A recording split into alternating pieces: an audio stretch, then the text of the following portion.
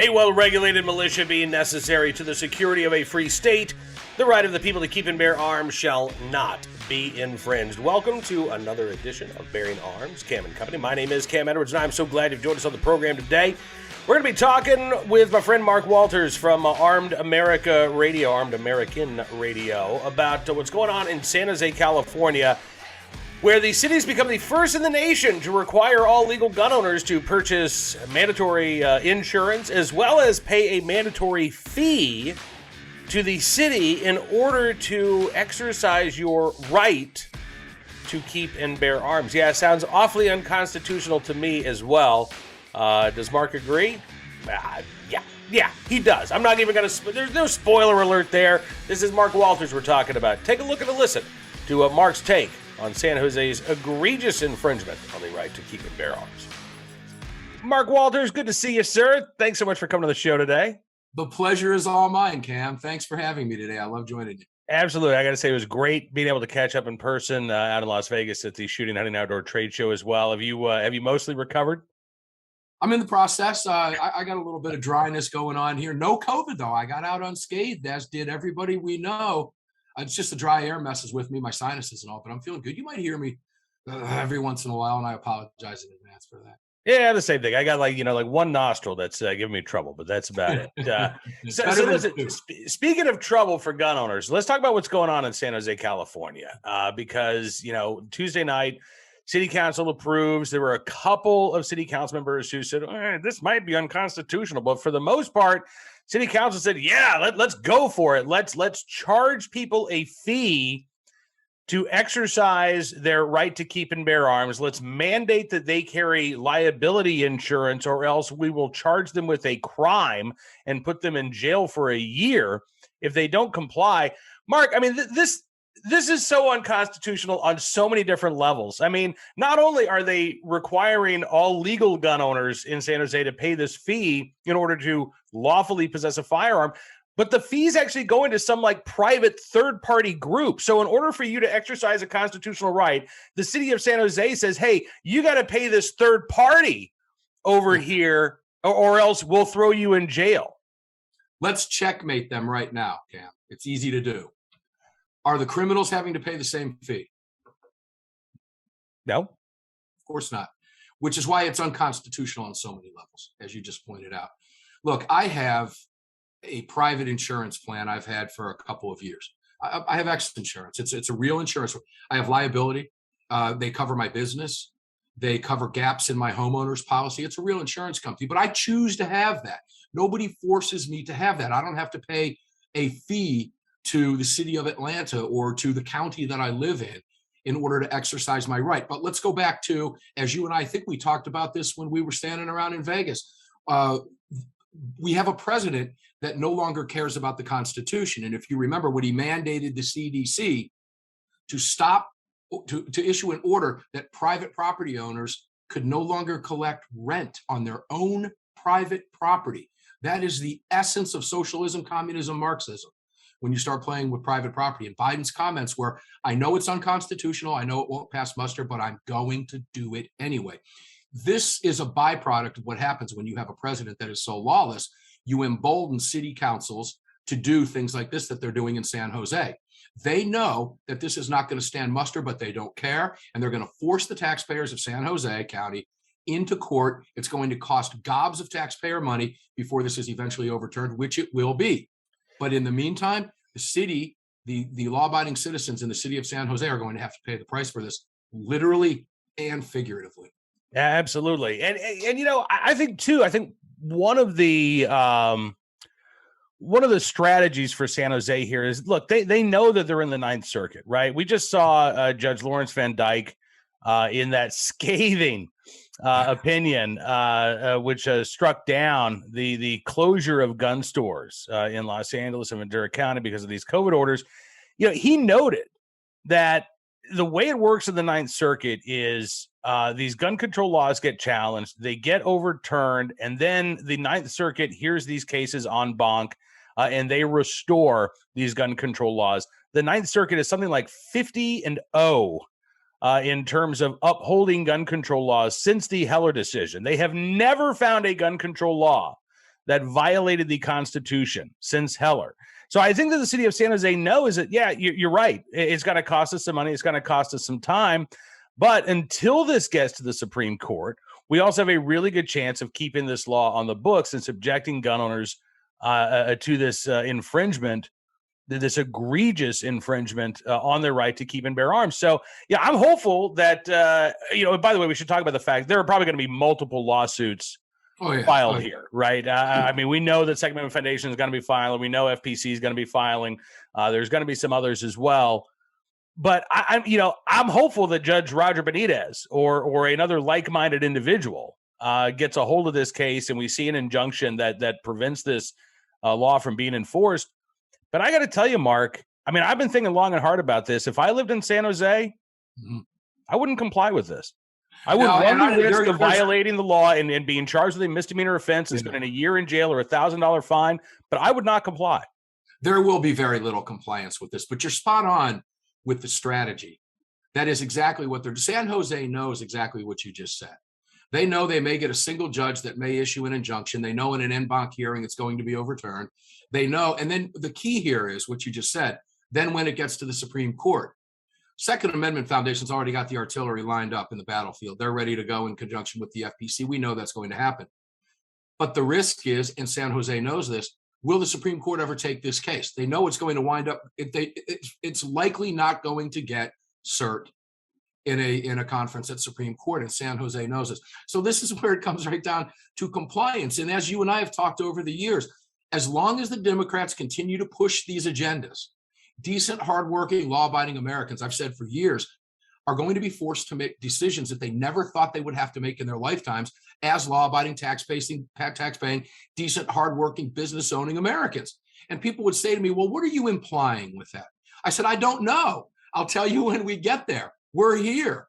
In San Jose's case, we're here. This is what it looks like to San Jose residents. In New Jersey, it's magazine ban compliances. In Connecticut, it's registration of assault weapon compliances. In Illinois, it's the same thing. In Maryland, it's the same thing. Do I get rid of my guns? Do I comply with this?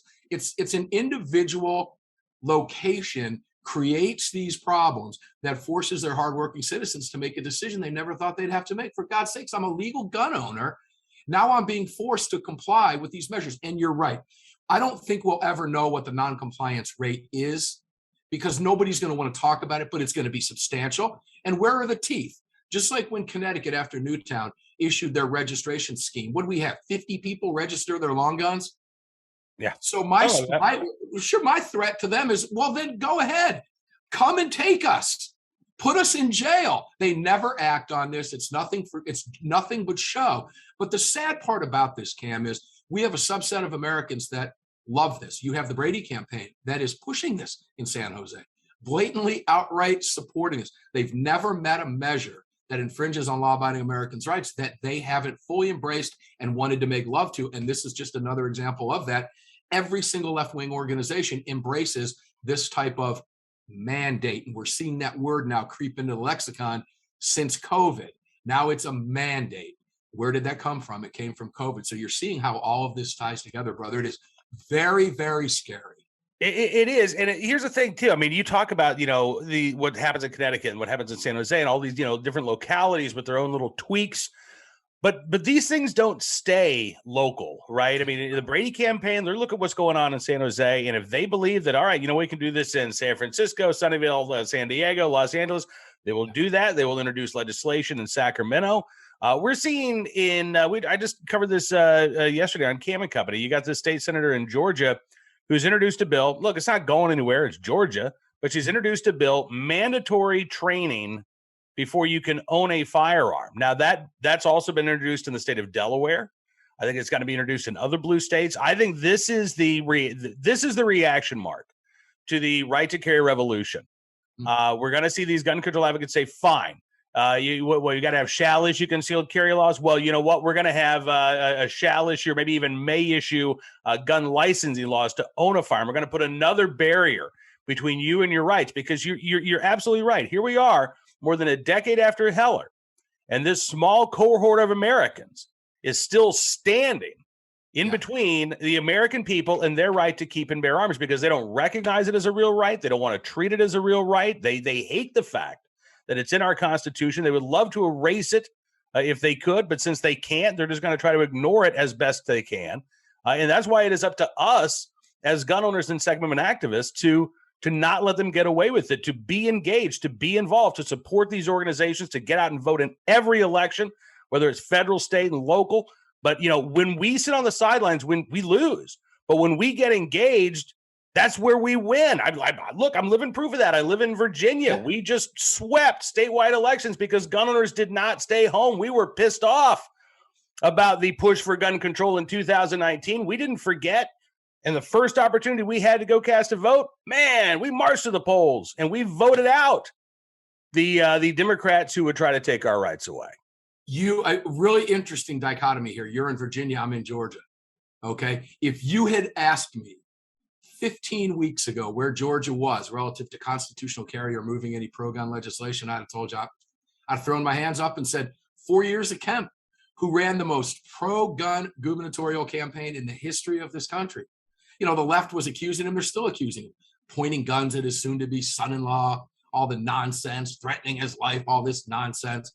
And here we are today because he's being primaried by a Donald Trump endorsed candidate, David Perdue, who right now is home with COVID, recovering, by the way. And David Perdue makes constitutional carry the issue. Brian Kemp is now screaming for constitutional carry, which he didn't do over the last 4 years because he was afraid of being called a racist by Stacey Abrams. I mean, we could go down rabbit hole after rabbit hole. But now, all of a sudden, just like in Virginia, both of them, every single Republican candidate, let's not discount Vern Jones, the Democrat flipped Republican. I love Vern Jones. So you've got these three involved in the primary now as we come up to the midterms and the governor's race here in 2022.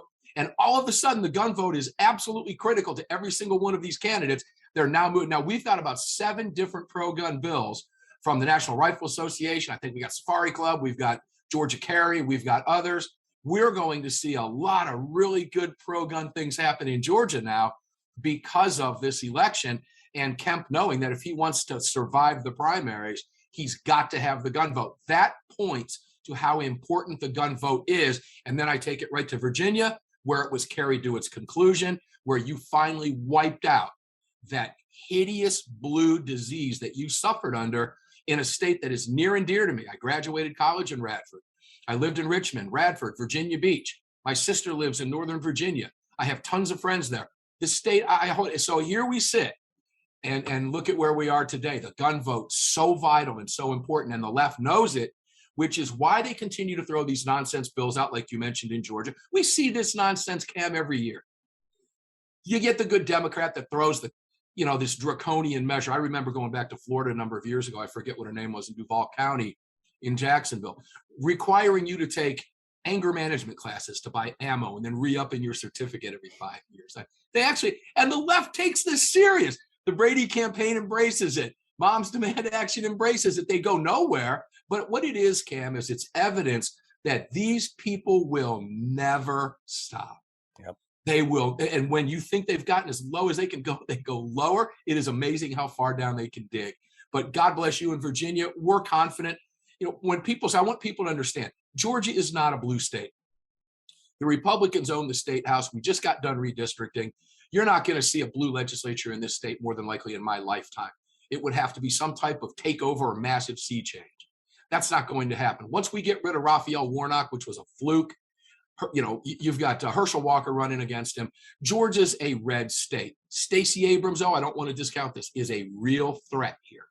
She's a very real threat because of the coalition that she's been building with tons of money over the previous 4 years, which is why Kemp remained silent during the Trump campaign, because he knew what she was doing. We knew what she was doing as residents here. And he was afraid of being called a racist for calling her out, so he stayed zipped. Well, those days are over. And the threat that she poses to this state is very, very real. So I don't want people to get complacent. I don't want there to be any apathy out there. We've got to stay on our toes because of everything that we're talking about. I think we just showed how this comes full circle. Absolutely. Mark Walters, Armed America Radio. It is always good. Get a chance to check in with you, my friend. Thank you so much for joining us on the program today. Pleasure, Cam. Thanks very much. It was great seeing you. Glad you stayed healthy, brother. Talk soon. You bet, brother. Talk to you soon. And I do appreciate Mr. Walters joining us on the program. We'll be having him back again before long. Right now, let's turn our attention to today's armed citizen story, our good deed of the day, and our recidivist report. I don't know if this guy has a lengthy criminal history, but sure to get a slap on the wrist here. Albuquerque man who shot a driver during road rage incident, sentenced to jail time. Yeah, this actually happened back in 2019, Valentine's Day 2019, so almost 3 years ago. Onisha Herrera and her boyfriend Steven Lovato were driving on I-25 in Albuquerque. They were weaving in and out of traffic. They cut off a driver who then flipped off the couple, which is when Steven Lovato then pulled out his gun and shot that driver, hitting him in both legs. A few days later, a tip led police to the couple. In February of 2020, so almost 2 years ago, Lovato pleaded guilty to aggravated battery with a deadly weapon and conspiracy. He's been in jail ever since. He was awaiting sentencing. And on Tuesday, that sentencing took place. Prosecutors asked for a full 5-year prison sentence, saying that the victim in this case had suffered loss of feeling in his legs for more than 6 months, had to learn to walk again, suffers from PTSD, lost his job. Again, there were life-changing consequences for the victim of this crime. But what about for the perpetrator of this crime?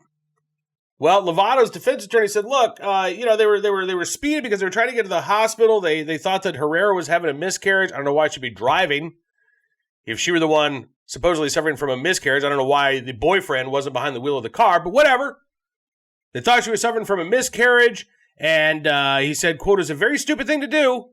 They had no business being with a gun in the car, but nevertheless, this is not a situation of somebody flipping off and out of anger. The gun came out. I think basically the attorney said my client was dealing with the stress of believing his girlfriend was suffering from a miscarriage," which is a stressful situation. Doesn't give, I don't know how that results in shooting somebody that flipped you off after you cut them off in traffic. I don't know how those two things actually go together.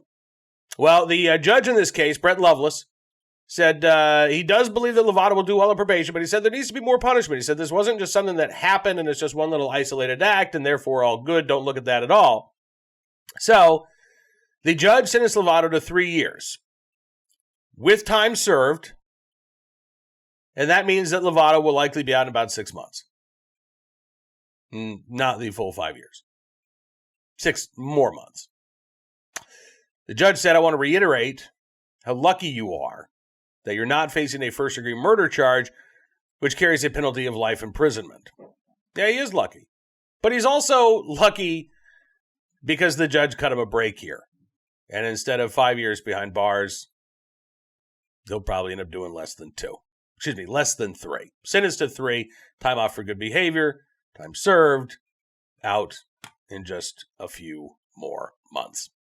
All right, today's armed citizen story from Reno, Nevada, where police say an intruder was killed over the weekend in an act of self-defense. Happened Saturday night around 9:40 p.m. near Idlewild Park in Reno, Nevada.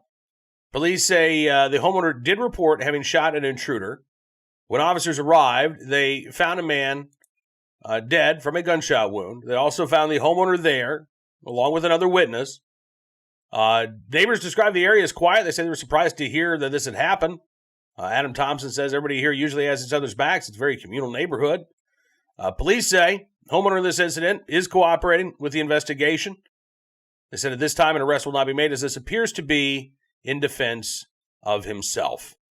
Joe Malfa, who's lived in the area for more than 40 years, said, look, in some cases, you just got to do what you got to do to survive. And I think in this case, maybe the homeowner had to do that.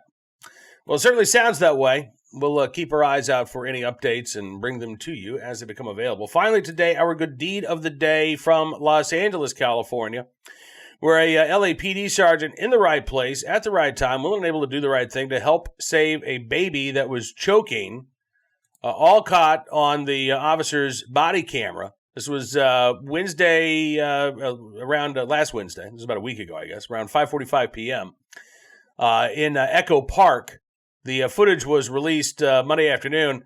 Shows a father begging for help, running towards the police sergeant as he holds his unconscious child. saying, I don't know what's wrong. I don't know what's wrong. Sergeant calls dispatch. They're trying to get an ambulance there for the baby girl. And then he starts working to clear the infant's airway. He's patting the child on the back, performing infant CPR, and that's when the girl draws a breath. Yeah. According to the LAPD, the sergeant found, quote, a choking hazard inside the child's airway. He was able to perform a finger sweep and back thrust to help her breathe again. Child regained consciousness, taken to a local hospital, reported to be just fine. The name of the sergeant has not been made public, but whoever that anonymous sergeant with the LA Police Department is, we thank you for your very good deed.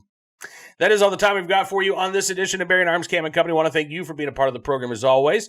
Don't forget to check out BearingArms.com throughout the day for even more of the Second Amendment news and information you need to know about. If you like what you see, you can always take it one step further, become a VIP subscriber. Just go to BearingArms.com/subscribe. You can use the promo code GUNRIGHTS and get a significant savings on your VIP membership, which will give you exclusive news stories, analysis, content you won't get anywhere else. But you will also be supporting the independent pro-Second Amendment journalism that we do here at Bearing Arms and Bearing Arms Cam & Company. And again, we do thank you for your support. We'll see you back here tomorrow with another edition of Bearing Arms Cam & Company. But until then, be well, be safe, and be free.